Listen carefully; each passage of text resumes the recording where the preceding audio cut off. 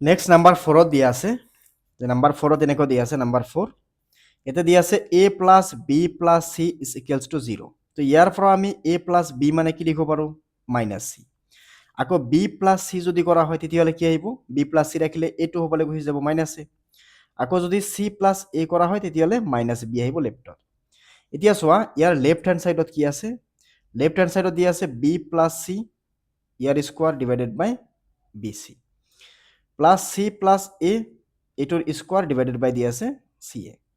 Plus দি আছে a plus b ইয়াৰ স্কোৱাৰ আছে ডিভাইডেড বাই কি আছে ab এতিয়া b প্লাছ c মানে আমি কি পাইছিলোঁ b প্লাছ c মানে পাইছিলোঁ আমি মাইনাছ a তো তেতিয়াহ'লে ইয়াতে আমি পাই গ'লোঁ মাইনাছ a ইয়াৰ আছে স্কোৱাৰ ডিভাইডেড বাই আছে bc c প্লাছ a মানে কি পাইছোঁ মাইনাছ b তো ইয়াতে লিখি দিয়া মাইনাছ b ইয়াৰ square divided by ca plus ইয়াতে a প্লাছ b কি আছে মাইনাছ c তো মাইনাছ c কৰি দিয়া স্কোৱাৰ ডিভাইডেড বাই ab এতিয়া মাইনাছক স্কোৱাৰ কৰিলে কি আহে প্লাছ হৈ যায় তো ইয়াতে হৈ যাব a square divided by bc plus ইয়াতে হৈ যাব b square divided by ca plus ইয়াতে হৈ যাব c স্কোৱাৰ ডিভাইডেড বাই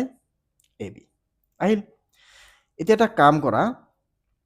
ইয়াতে আছে bc ইয়াতে আছে c ইয়াতে আছে ab তো এটা কাম কৰিলোঁ ইয়াতে সাপোজ আমি এটা a পূৰণ কৰি দিলোঁ a পূৰণ কৰি দিলোঁ ইয়াতে এটা b পূৰণ কৰি দিয়া যেহেতু b নাই ইয়াতে এটা b পূৰণ কৰি দিয়া ইয়াতে এটা c পূৰণ কৰি দিয়া ইয়াতে এটা c পূৰণ কৰি দিয়া তো চোৱা সবকেইটাৰ তলতে a b c a b c a b c তাৰ মানে আমাৰ ইয়াতে হৰ সবকেইটা মিলি এটা a b c লিখিব পাৰিম মানে এলচিএম লৈছোঁ ইয়াতে a স্কোৱাৰ লগত a ইনটু কৰিলে কি আহিব a কিউব b স্কোৱাৰ লগত b ইনটু কৰিলে কি আহিব b কিউব c স্কোৱাৰ লগত c ইনটু কৰিলে আহিব কি c কিউব এতিয়া আমি এটা বস্তু শিকিছিলোঁ যে যদি x plus y plus z 0 হয় মানে a বা a plus b plus c 0 হ'লে x cube plus y cube plus z cube কাৰ সমান 3xy z ৰ সমান তাৰমানে ইয়াতে a plus b plus c a cube plus b cube plus c cube আছে আৰু ইয়াতে a plus b plus c 0 আছে তেতিয়াহ'লে আমি ক'ব পাৰি এই গোটেইখিনি কাৰ সমান হ'ব থ্ৰাইছ a b c ৰ সমান হ'ব আৰু ডিভাইডেড বাই কি আছে a b c তো এইটো a b c কেনচেল কৰিলে ইয়াতে কি থাকিব 3 তো এইটো হৈ গ'ল ৰাইট হেণ্ড সাইড ওকে এতিয়া চাও নেক্সট আমাৰ আছে নাম্বাৰ 5 কি আছে a square b square c square minus ab minus bc minus ca is equal to 0 হলে দেখুৱাব লাগে যে a is equal to b is equal to c তো ইয়াতে আমি এটুক লিখি লও যে a square plus b square plus c square minus ab minus bc minus ca is equal to 0 তো লিখি ললো এটা আমাক দিয়া আছিল ওকে গিভেন এটো দিয়া আছে এতিয়া এইটুক আমি কি লিখিব পাৰি চোৱা ইয়াতে যদি এটা 2 মাল্টিপল কৰো 2 মাল্টিপল কৰাৰ লগে লগে ইয়াতে এইটুক আমি এনেকৈ লিখিব পাৰিম না 2 মাল্টিপল কৰাৰ লগে লগে ইয়াতে a square plus b square plus c square minus ab minus bc minus ca আৰু এইফালে 0 লগত এটা 2 যেহেতু দুই পক্ষত আমি সমান নাম্বাৰে পূৰণ কৰিছো গতিকে দুটা সমানে থাকিব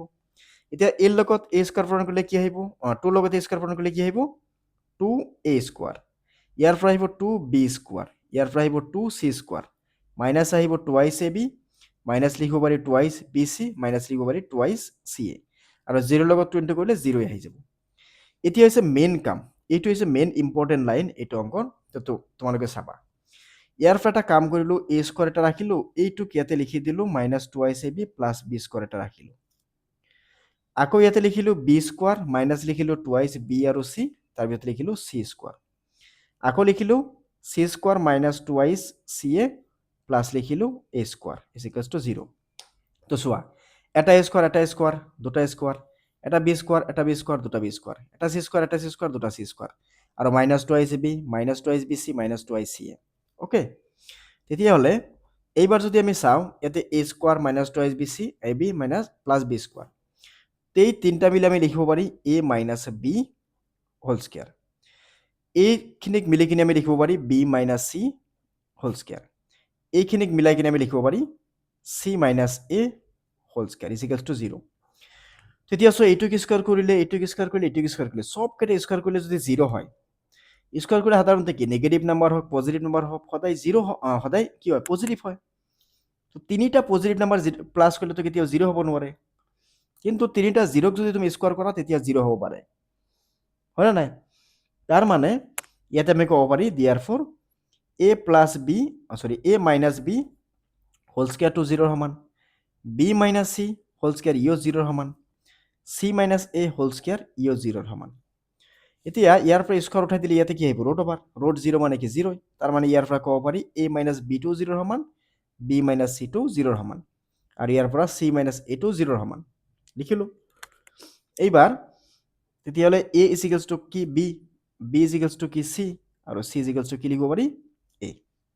ওকে, তো দিয়াৰ পৰা আমি ক'ব পাৰি এ কাৰ সমান বিৰ সমান, বি আকৌ গৈ কেনে চিৰ সমান, চি আকৌ গৈ কেনে এৰ সমান, তাৰমানে তিনিওটাও সমান হয়। ঠিক আছে, এতিয়া চোৱা কুৱেশ্যন নম্বৰ 14ত কি কৈছে যে ঘনফলৰ প্ৰকৃত অৰ্থ নিৰ্ণয় নকৰাকৈ তলৰ প্ৰতিটোৰে মান নিৰ্ণয় কৰা। ইয়াতে কি দি আছে, এটা দি আছে -12 square, -12 cube plus 7 cube plus 15। এটা বস্তু মন কৰা ইয়াতে যে -12 প্লাছ 7 প্লাছ 5, এই তিনিটা প্লাছ কৰিলে কি পাম 0। ওকে, চ' আমি জানো যে যদি A plus B plus C is equals to 0 হয়, তেতিয়াহ'লে আমি কি ক'ব পাৰি যে A cube plus B cube plus C cube কাৰ সমান, থ্ৰাইছ এ বি চিৰ সমান। চ' দিয়াৰ for -12 cube plus 7 cube plus 5 cube কাৰ সমান, 3 ইনটু -12 ইনটু 7 ইনটু 5ৰ সমান। ওকে, তেতিয়াহ'লে তিনিটা পূৰণ কৰিলে আমি সমান পাম। এতিয়া এই তিনিটাক পূৰণ কৰি দিয়া, 3ৰ লগত 12 ইনটু কৰিলে কিমান আহিব 36, 7 5 যায় কিমান 35। তেতিয়াহ'লে ইয়াতে মাইনাছ আছে, মাইনাছ লিখি দিয়া, মাইনাছ লিখাৰ লগে লগে এই দুটাক যদি আমি ইনটু কৰোঁ কিমান পাম, এই দুটাক ইনটু কৰিলে তো এই দুটাক ইনটু কৰিলে পাম আমি -1260। ওকে, এতিয়া নেক্সট চাওঁ আমি নাম্বাৰ 2। নাম্বাৰ 2ত কি দি আছে আমাক, ইয়াতে দি আছে 28 প্লাছ -15 প্লাছ -13, এই গোটেইখিনি প্লাছ কৰিলে 0। ওকে, চ' দিয়াৰ ফৰ 28 cube plus -15 cube plus -13 cube is equals to 3 into 28 into -15 into -13। তেতিয়াহ'লে গোটেইখিনিক যদি ইনটু কৰি দিয়া, গোটেইখিনিক ইনটু কৰাৰ লগে লগে তোমালোকে পাবা ইয়াতে গৈ কেনে 16380, এইটো মাইনাছ মাইনাছ ইনটু হৈ কেনে প্লাছ হৈ যাব, জাষ্ট ইনটু কৰিলে হৈ যাব। আই থিংক ক্লাছ 10ত পঢ়ি এতিয়া আমি ইনটু কৰিব জানো, হয় নে নাই, নিশ্চয় জানো, তো ইনটু কৰিবা। এতিয়া চোৱা নেক্সট কুৱেশ্যন নম্বৰ 15ত কি কৈছে, তলত কালি দিয়া আয়তবিলাকৰ দিশ আৰু প্ৰস্থৰ বাবে সাম্যাব্য ৰাশি উলিয়াই। মানে এই দুটা আমি ফেক্টৰ উলিয়াম, দুটা ভাগ কৰিম, কাৰণ আয়তৰ কালিৰ ফৰ্মুলা কি আছিল দিক পূৰণ প্ৰস্থ, তো দুটা ভাগ কৰিলে এটাক আমি দিক কম, এটাক প্ৰস্থ কম, বাছ হৈ যাব এনচাৰ। ঠিক আছে, এতিয়া চোৱা কুৱেশ্যন নম্বৰ 15ৰ যদি আমি 1টো চাওঁ, 25 এ square minus 35 plus 12, 25 A square minus 35 A plus 12 এইটো দি আছে। তো এইটোক উৎপাদক বিশ্লেষণ কৰিব লাগিব। উৎপাদক বিশ্লেষণ কৰিবলৈ চোৱা ইয়াতে 25 আৰু ইয়াতে কিমান আছে 12 আছে। এইটোৰ পৰা আমি কি লিখিব পাৰি, 25 আৰু 12ক মাল্টিপুল কৰিব লগা হৈ আছে, তাৰপিছত আকৌ গৈ কিনে এইটো ফেক্টৰ উলিয়াব লাগিব, ফেক্টৰ উলিয়াৰ পিছত এইটো কিমান আহিব আমাক সেইটো চাব লগা হৈ আছে, হয় নে নাই। তেতিয়াহ'লে এটা কাম কৰা, ইয়াতে এই 12ৰ লগত 25 ইনটু কৰা, এটা বস্তু গম পাওঁ 25ৰ লগত 10 ইনটু কৰিলে কিমান পাম 250, আৰু দুইবাৰ বেছি আছে, তাৰমানে আৰু 50, তাৰমানে 300। তো 300ক চোৱা কেনেকৈ ভাঙিব পাৰি, 300ক কেনেকৈ ভাঙিব পাৰি আমি, 300ক 10 ইনটু 30, 10 ইনটু 30 কৰিলে এইটো নিমিলিব। তেতিয়াহ'লে আৰু ফেক্টৰ চোৱা, বেলেগ ফেক্টৰ হিচাপে আমি কি পাম, ইয়াতে যদি আমি চাওঁ আৰু আমি যদি নেক্সট চাওঁ, নেক্সট কি পাম, নেক্সট চোৱা তোমালোকে যদি এটা কাম কৰা 25ৰ লগত 20ৰ লগত যদি আমি ইনটু কৰোঁ 15, তো চোৱাচোন 2 15 গুণ কিমান 30, আৰু ইয়াতে এটা 0 আছে 30, আৰু এই দুটাক প্লাছ কৰিলে কিমান পাম 35। ওকে, এই দুটাক প্লাছ কৰিলে আমি কিমান পাম 35। তো তেতিয়াহ'লে 35 পালে আমি এইটো কেনেকৈ লিখিব পাৰি, 25 এ স্কোৱাৰ মাইনাছ 20 এ মাইনাছ 15a প্লাছ 12 তেতিয়াহ'লে ইয়াৰ পৰা 5 কমন লোৱা 5 কমন লোৱা ইয়াৰ পৰা a কমন লোৱা তো 5 25ত যাব 5 বাৰ ইয়াতে এটা a থাকিব 5 যাব 20ৰ মাজত 4 বাৰ এইটোতো আগতে গুচি গ'ল ইয়াৰ পৰা আমি কমন ল'ব পাৰি কি 3 3 কমন ল'লে ইয়াতে থাকিব 5a প্লাছৰ আগত মাইনাছ চিনটো হ'লে মাইনাছ ইয়াতে কিমান আহিব 3 যাব 12ৰ মাজত 4 বাৰ তো তেতিয়াহ'লে আমি কি লিখিম ইয়াতে 5a minus 4 ইয়াতে লিখিম 5a minus 3 okay so therefore সাম্ভাব্য এটা সাম্ভাব্য মা কি উলিয়াব দিছে সাম্ভাব্য দিক এটা দিক বুলি কোৱা দিক সাপোজ কৈ দিলা 5a minus 3 আৰু প্ৰস্থ কৈ দিলা 5a minus 4 দিকটো সাধাৰণতে কি হয় বেছি হয় তো 5 এৰ পৰা 3 মাইনাস কৰলে বেশি আহিব 5 এৰ পৰা 4 মাইনাস করলে অকমান কম আহিব 1 কম আহিব ওকে হৈ গল তে নেক্সট নাম্বার 2 ইয়াতে কি দি আছে 35y square plus 13y minus 12 তেতিয়া আছে 35y square plus 13y minus 12 তো এই দুটা কিন্তু কৰা তে 35 এৰ লগে যদি 10 ইনটু কৰা 350 আৰু 35 ক ডাবল করলে কি মানে 70 তার মানে 420 তো 420 ভাঙিব লাগে তে 420 যদি আমি ভাঙো তেতিয়াহ'লে চোৱা 28 ৰ লগত যদি তুমি 15 ইনটু কৰা তেতিয়াহ'লে কিমান পাবা 420 আৰু 28 ৰ পৰা যদি তুমি 15 ক মাইনাস কৰা তেতিয়াহ'লে পাই যাবা 13 ওকে তেতিয়াহ'লে ইয়াত আমি লিখিম কিমান ইয়াতে লিখিম 35y square plus 28y minus 13y minus 12 তেতিয়াহ'লে ইয়াৰ পৰা কমন লোৱা কিমান 7 কমন ল'লে ইয়াতে কিমান আহিব 13 এইটো 15 আহিব 15 মাইনাস কৰিলেহে মিলিব আৰু y কমন লোৱা তেতিয়াহ'লে ইয়াতে থাকিব 5y প্লাছ ইয়াতে 7 যাব 28 এর মাজত 4 বাৰ y তো আগতে গুচি গ'ল মাইনাছ ইয়াৰ পৰা 3 কমন ল'লে তেতিয়াহ'লে কি থাকিব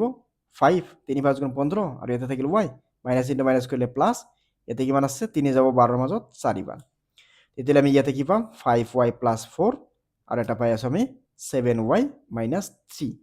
তো তেতিয়াহ'লে তোমালোকে লিখিবা যে সাম্ভাব্য দিক দিক কৈ দিলো 7y মাইনাছ 3 আৰু প্ৰস্থ কৈ দিলো আমি সাপোজ প্ৰস্থ কৈ দিলা ইয়াতে 5y প্লাছ 4 হৈ গ'ল আনসাৰ তে নেক্সট অফ কোৱেশ্চন নাম্বাৰ 16 কি কৈছে 16 ইয়াতে কোৱা হৈছে যে তলত আয়তন দিয়া ঘনকৰ মাত্ৰা তিনিটাৰ বাবে সাম্ভাব্য ৰাশি কি হ'ব এতিয়া ঘনকৰ কি আছিল আয়তনৰ ফৰ্মুলা ঘনকৰ আয়তনৰ ফৰ্মুলা আছিল দিক পূৰণ প্ৰস্থ পূৰণ উচ্চতা ওকে তেতিয়াহ'লে নাম্বাৰ 16 ৰ 1 যদি আমি চাওঁ এতে 3x স্কয়াৰ মাইনাস 12x দিয়া আছে ইয়াক তিনটা পাৰ্ট কৰিব লাগিব তো x কমন ল'ব পাৰি তাৰ পিছত 3 কমন ল'ব পাৰি তেতিয়াহ'লে আমি কি ক'ম ইয়াতে এটা x থাকি যাব x ৰ লগত x চিনি কৰিলে x স্কয়াৰ 3 মাইনাস 3 যাব 12 মাজত 4 বাৰ হৈ গ'ল তেতিয়াহ'লে সাম্ভাব্য দিক প্ৰস্থ আৰু উচ্চতা হ'ল যে কে লিখি দিয়া সাম্ভাব্য উত্তৰ এটা হৈছে 3 এটা হৈছে x এটা হৈছে x minus 4 হৈ গ'ল নেক্সট নাম্বাৰ 2 চোৱা নাম্বাৰ 2 যদি চোৱা ইয়াতে কি আছে 12ky square plus 8ky minus 20k এই গোটেই কেইটাৰ পৰা প্ৰথমে k কমন লোৱা k কমন ল'লে কি থাকিব 2y square plus 8y minus 20 তে এইটোক উৎপাদক বিচ্ছেকৰণ কৰি তিনিটা পাৰ্ট বনোৱা তে 12 ৰ লগত ইফালে 20 কিন্তু কৰিব লাগিব তো 12 into 20 কৰিলে আমি কি পাম 240 মানে 12 দুগুণ 24 তে 240 ভাঙি দিয়া এনেকে যাতে ইয়াতে 8 আহে তো সোয়া 20 ৰ পৰা 12 মাইনাস কৰিলে 8 হয় হয় না নাই তেতিয়াহ'লে আমি ইয়াতে লিখিলো k তোমালোকে ইয়াতে লিখিবা y স্কয়ার ইয়াতে লিখিবা এনেকে প্লাস 20y মাইনাস লিখি দিবা ইয়াতে 12y তো 20 টাৰ পৰা 12টা গলে 8টা থাকিব মাইনাস লিখিবা 20 ব্ৰেকেট দি দিলা এইবাৰ ইয়াতে কি কৰিবা কি ৰাখি দিয়া এইটোৰ পৰা কি কমন ল'ব পাৰি সো 4 কমন ল'ব পাৰি আৰু y কমন ল'ব পাৰি তো তেতিয়াহ'লে 4 যাব 12 মাজত 3 বাৰ এতে দুটা y ৰ পৰা এটা গুচি গ'ল প্লাস 4 যাব 20 ৰ মাজত 5 বাৰ হৈ গ'ল তে মাইনাস এই দুটাৰ পৰা এবাৰ কমন লৈ লোৱা 4 আকৌ 4 কমন যাব 4 যাব 12 মাজত 3 বাৰ এতে লগত এটা y আছে মাইনাছৰ লগত মাইনাছ ইনটু কৰিলে কি হ'ব প্লাছ 3 যাব 20ৰ মাজত 4 যাব 20ৰ মাজত 5 বাৰ তো y + 5 y + 5 তেতিয়াহ'লে ইয়াতে এটা লিখি দিয়া k এটা লিখি দিয়া 3y + 5 এটা লিখি দিয়া 4y - 4 ওকে সো therefore সাম্ভাব্য উত্তৰ কি হ'ব তেতিয়াহ'লে ইয়াৰ এটা হ'ব k এটা হ'ল 3y + 5 এটা হ'ল 4y - 4 তো এইটো হৈ গ'ল ইয়াৰ সমাধান সো ইয়াতে 4y - 4 এতিয়া চোৱা এই 4y - 4 ইয়াৰ পৰা 4 কমন ল'ব পাৰি আমি ঠিক আছে তো ইয়াৰ পৰা 4 কমন ল'ব পাৰি ইয়াৰ পৰা যদি 4 কমন লওঁ তেতিয়াহ'লে কি আহিব 1 আহিব হয় না নাই 1 আহিব 4y - 4 তাৰ মানে ইয়াতে 4k লিখি দিম তাৰ মানে এটা 4k তেতিয়াহ'লে এইটো y - 1 হৈ যাব ওকে তো এই কুৱেশ্যন নম্বৰ যেটো 15 আৰু 16 আছে ইমান ইম্পৰ্টেণ্ট নহয় এক্সামত নাহে বেছিকেলি কিন্তু কুৱেশ্যন নম্বৰ 13 টো ইম্পৰ্টেণ্ট হয় ওকে আমি আকৌ লগ পাম পৰৱৰ্তী ভিডিঅ'ত ধন্যবাদ